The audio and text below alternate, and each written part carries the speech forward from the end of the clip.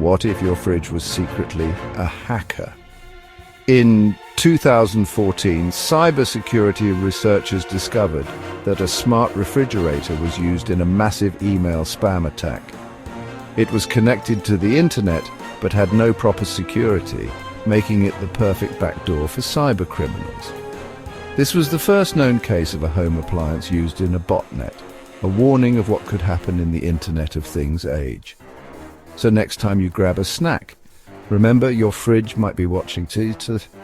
Follow for more creepy and unbelievable tech facts.